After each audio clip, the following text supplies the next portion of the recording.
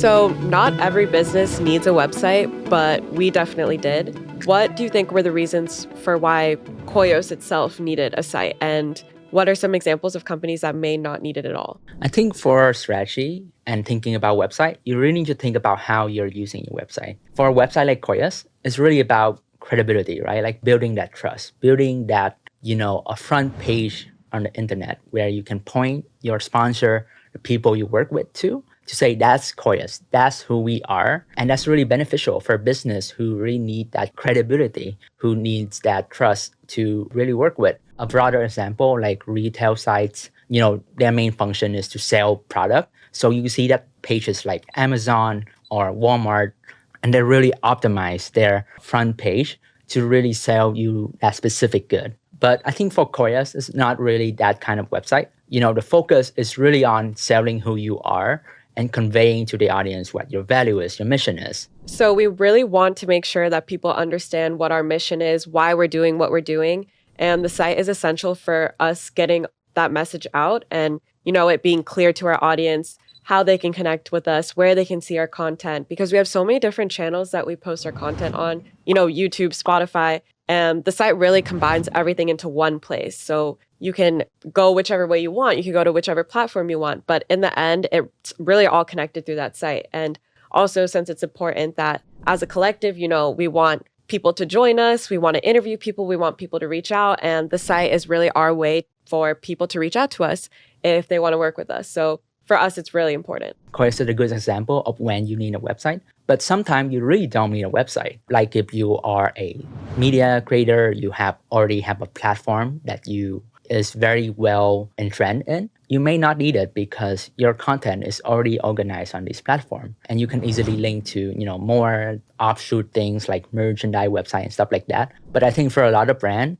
website is a big investment. People may not think about this, but it takes a lot to build a website. There's the content strategy, there's the, outline of the website, there's the design, there's even the technical aspect of it. And I think it's a very important step for you to really nail down what your website is for. A lot of startup, I feel, just put the website up there just for the sake of it, but don't really consider how they're using it, how they are linking to it, how are they going to help build the website in a way that, people will actually engage with it. So that's where I think strategy comes in. A good example of a site that I think was very well designed and really thought out is Figma. If you go to that site right now, the first 30% really tell you what their product is.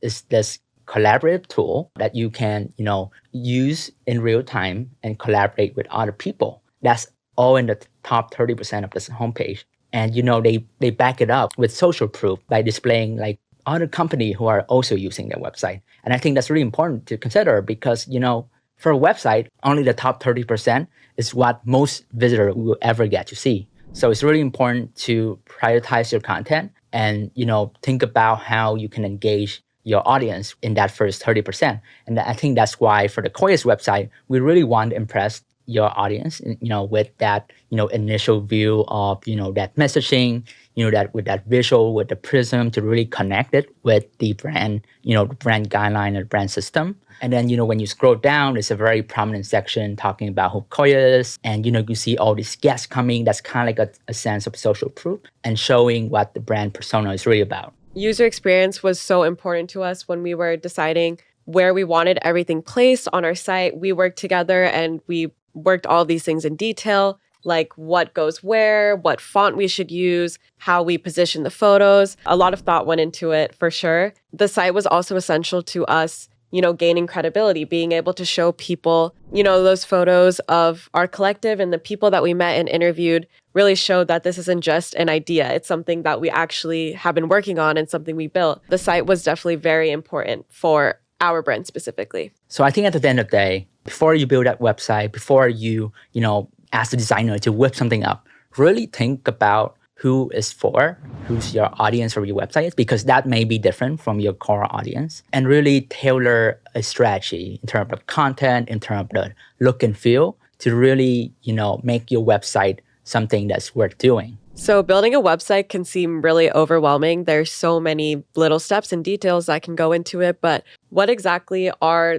the elements and the steps to building a site? I think there are three main steps of building a website, right? Like the first step is you really think about your strategy, right? And your audience. From there, what you're gonna build out something called website architecture. That's kind of like the content outline of your site. This is very important to nail down because like if you miss the first step, and maybe you have too many pages, or like the pages is not quite right in terms of content, no matter how beautiful your website is, it's going to fail. The second step is doing the lo-fi wireframe. This is basically you outlining the content of your website in a low fidelity kind of way, so that you can really understand how the content flows together, where the image go, where the content go, what's the headline for this section, what this is going to function like. And it's really good for you to test, to user test at this point of the process, so that you can identify any issue that you're going to have with your website as at a fundamental level before any of that design comes in, before any of the fluff. And then after that, you start to design the actual like high fidelity version of the website, right? So, you put in the brand color, you put in the logo, you put in the typography and the image, and really makes the site go alive. And from there, I think a lot of startup kind of stop doing is that they stop, doing user testing, because after your site is live, it's important to user test and really see how people are responding to your website. Scroll map and heat map, I think is a great way for you to see where they are doing, what they are doing. And from there, I think it's important to adjust your website strategy so that, you can keep improving and improving. The design process for a website is not like a straight line. It's more like a circle. And, you're going to need to keep doing that, because a website is not something like a poster where you just print it out and that's the final thing. A website is more like a living platform where you build, you grow, you adapt to your circumstances. And that's why I think it's important for, a lot of startup and new businesses to really nail that down. So for building our site, we had a very collaborative process. Every week when we noticed something that we wanted to change or something we felt that users may not find very effective, we quickly implemented it and changed it, because there's so many small details and movements in a site that can make a big difference.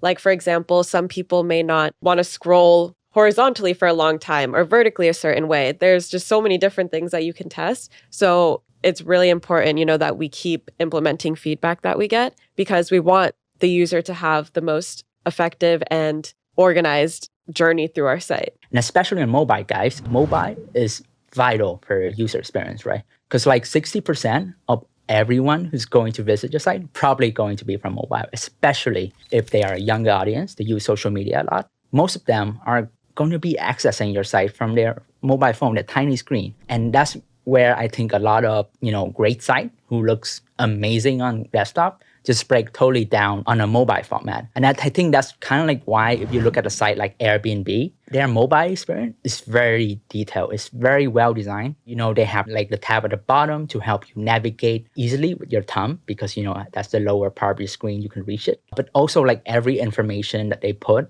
is well considered, and like really think about how your audience is going to respond and how to engage with that. Because on a mobile screen, it's just not enough real estate, right, to convey everything you're going to do. So you really need to prioritize what you want to say in that top 30% of the site, so that, your mobile audience is as engaged as your desktop experience. Yeah, people are always on their phones. And if your site only works well on desktop and not on mobile as well, it can turn so many potential viewers away, which is why we made sure when we were working with Collect that the website worked just as well on mobile as it did on desktop. So I think like in general, I think it's important for us to really consider all of these different aspects of a site, user experience, right? And really test that, especially on mobile, so that, whatever you access, your website from, you will have a consistent brand image, a consistent brand voice, and, really sell that idea that you are reliable, trustworthy, because you guys, a broken site is not the best image for your brand. Let it all